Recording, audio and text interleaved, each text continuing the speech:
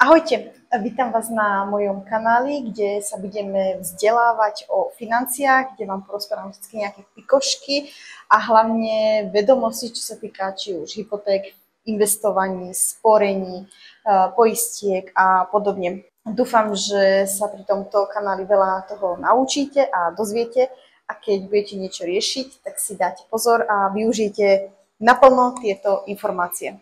Poďme na to. Ako prvú tému som si pre vás prichystala, čo všetko by som mala vedieť predtým, ako sa pustím do hypotéky. Najčastejšiu chybu, ktorú ľudia robia, je, že si najprv pozerajú vysnívanú nehnuteľnosť.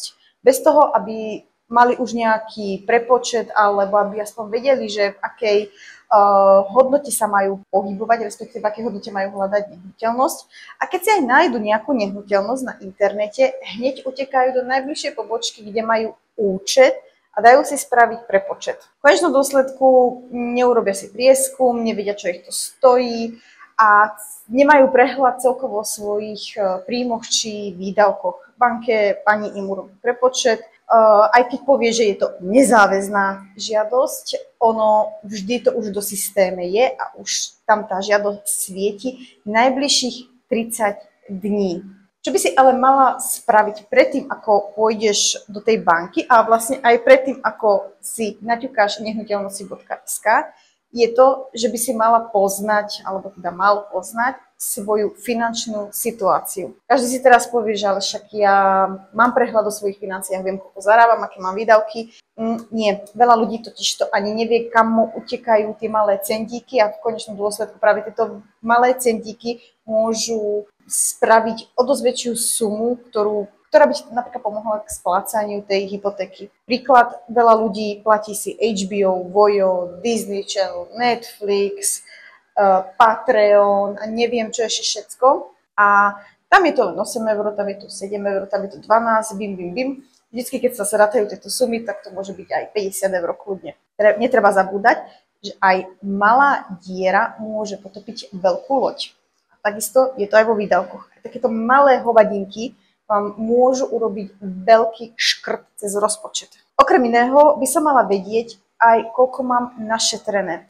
Keďže momentálne banky už neposkytujú 100% financovanie, štandardne tých 80 až 90% z hodnoty nehnuteľnosti, tých 10 až 20% musíte doložiť z vlastného, alebo potom dofinancovať spotrebákom, čím teda platíte viacej. Takže poznám svoj príjem, poznám svoje výdavky, viem, koľko mám našetrené a ak náhodou mám aj nejaké dlhy, tak musím vedieť, koľko mám tých dlhov, aké splátky tam mám a aký je tam vlastne konečný zostatok. Mnohí totižto sa na tomto popália, majú kreditné karty, povolené pre čerpania. Na jednom aj na druhom je minimálny úrok okolo 20%. Tento maličký produkt, ako sa môže zdať, tak vám môže dosť ublížiť pri zadaní žiadosti, pretože podľa toho, ako vy máte nastavený ten limit napríklad na kreditnej karte, od toho sa odvíja nejaká tá mesačná splátka. Nemusíte ju čerpať. Nikdy ste tú kreditku nepoužili, mám to pre prípad núdze, ale je to úverový produkt, takže vám tu svieti a automaticky vám bere z tej disponibilného zostatku a nemusí vám výsť teda potom aj úver. Reálny prípad, stalo sa mi to pri klientke, ktorá mala povolené prečerpanie, ani nevedela o tom, že má povolené prečerpanie. Museli sme to zrušiť, aby jej vyšla taká výška úveru, ktorú vlastne potrebovala. Takže dávajte si na to pozor. Dobre, mali by sme poznať DTIčko a DSTIčko.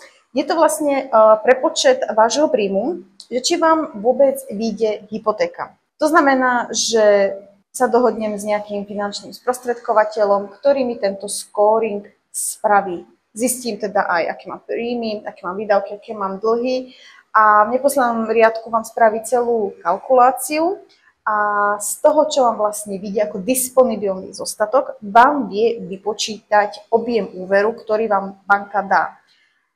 Netreba sa úplne na tieto výpočty až tak spoliehať.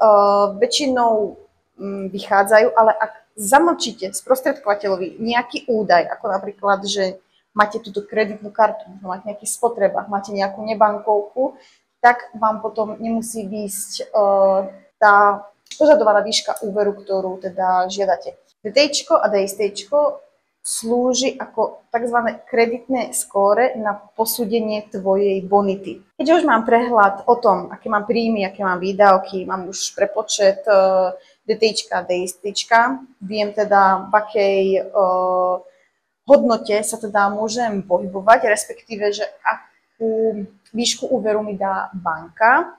Ja už len musím teda vedieť, že či mám na celú sumu tej nehnuteľnosti. Takže vlastne až takto sa teoreticky môžem pustiť do hľadania nehnuteľnosti. Záleží ale, ako nehnuteľnosť kupuješ, pretože niektoré banky schvaľujú toľko a toľko percent na pozemky, niektoré banky ani neschvaľujú hypotéky na pozemky. Niektoré banky ti dajú 50, 60, 70, 80% z hodnoty nehnuteľnosti, niektoré dajú iba 30, 40%. Podľa toho, či si zamestnanec, SROčka, živnostník, to všetko sa rieši napríklad pri tom scoringu. Ľudia stále riešia úrokové sadzby. Idú do banky, ktorá ponúka najnižší úrok a myslia si, že vyhrali. Zvykle sa to nemusí tak javiť, pretože ja aj keď mám síce najnižší úrok, ale mám úplne niekde inde vysoké poplatky, tým pádom nevyhrala som. Nemám až taký nízky úrok, lebo tie poplatky sa ti vykompenzujú niekde úplne inde. Napríklad vedenie účtu. Väčšinou, keď si niekde zoberieš hypotéku, nemusí to byť banka, v ktorej máš účet, môže to byť niekde inde. Musíš si automaticky hneď otvoriť účet a za ten účet samozrejme musíš platiť. Sú ale banky, ktoré majú niektoré účty zadarmo, alebo musíš teda splniť nejaké podmienky a budeš mať zadarmo tento účet. Okrem iného, pri vybavení hypotéky sú spojené aj ďalšie poplatky. Vždycky treba si aj zrátať, že keď niekde riešim hypotéku, tak musím zaplatiť poplatok za spracovanie úveru. Každá banka to má inak. Niektorá má fixne stanovený poplatok, že pýtajú si 300 € bez ohľadu na výšky objemu úveru. Niektoré banky to majú stavené percentuálne a podľa vlastne úveru, aký beriete. Takže to je ďalšia vec, ktorú musíte brať do úvahy. Pretože ak mi niektorá banka dá nižší úrok, ale dá mi vysoký spracovateľský poplatok a tento poplatok niektoré banky majú stanovené tak, že to musíte najprv zaplatiť a až tak spustia čerpanie, že oni si to vlastne z vášho účtu stiahnu. Pokiaľ nemáte tie peniaze, tak oni si to stiahnu z objemu úveru.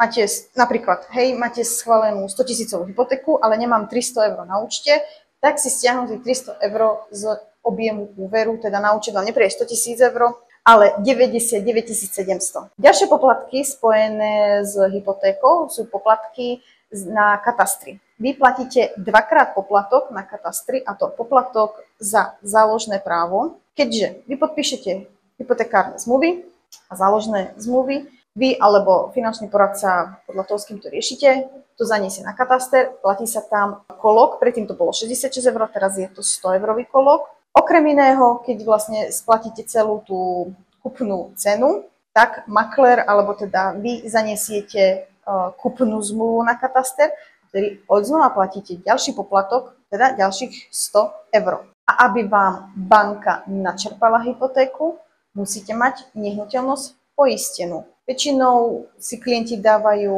ročnú platbu, samozrejme môžete to platiť poloročne, štvrťročne, už ako vám vyhovuje. Každopádne, kým nemáte poistenú nehnuteľnosť, tak banka nespustí čerpanie.